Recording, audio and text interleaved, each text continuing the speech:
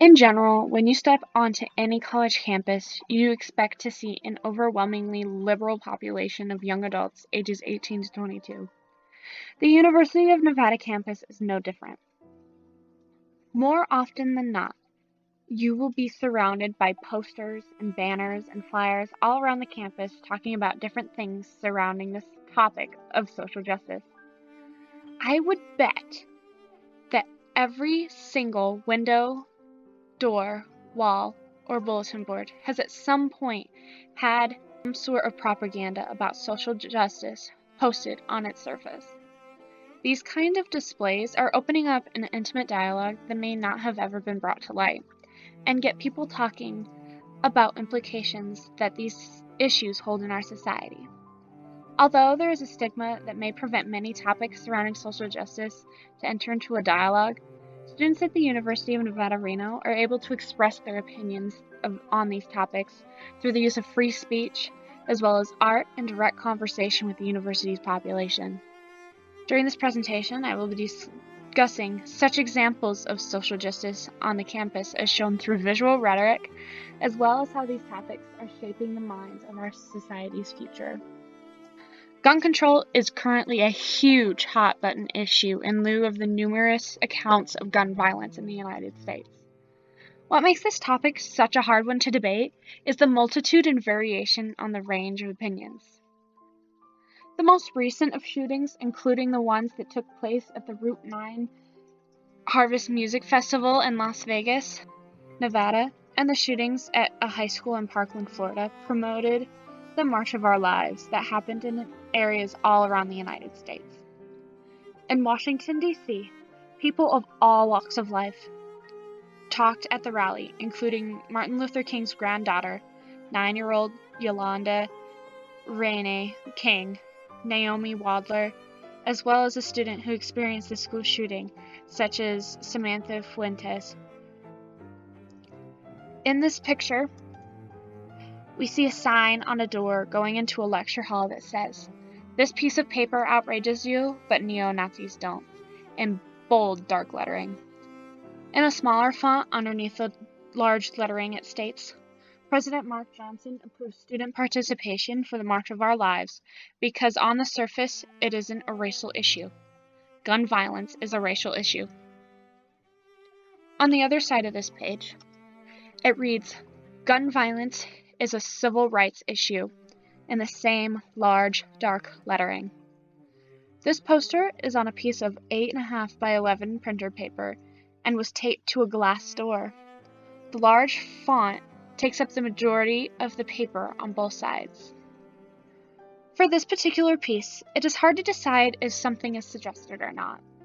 To me, the first side described might suggest that viewing an unsightly piece of paper is more important to get rid of than the hateful views of the neo-Nazi movement.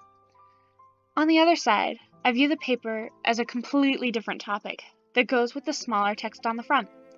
I feel as though the messages that are presented would have been better delivered if they were separate. With the topics together, I don't know what to focus on, as well as both topics are in bold and even on the same piece of paper.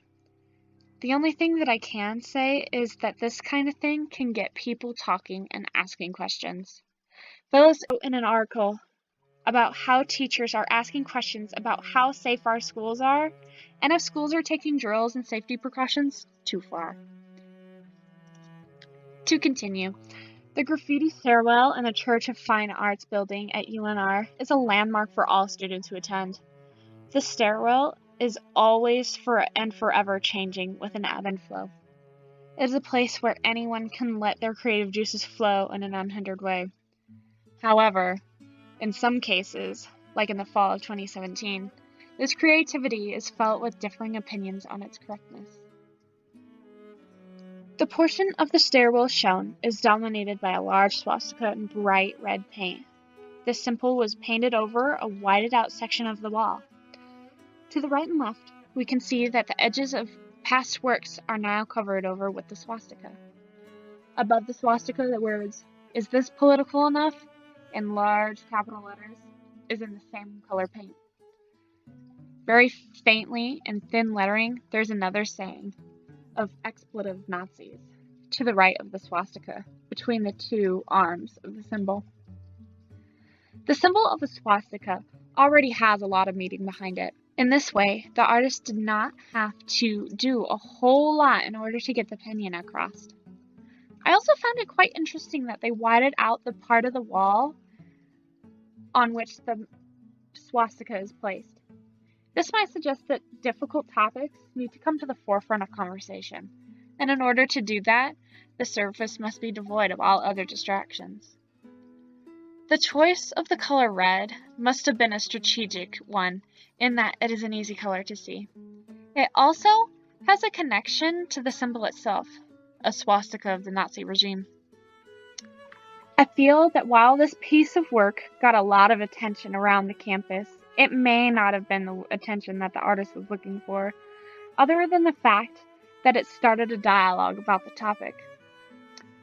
In the Reno Gazette-Journal, there was an article covering the call to paint over the swastika shown, as well as others that were also tagged in the stairwell.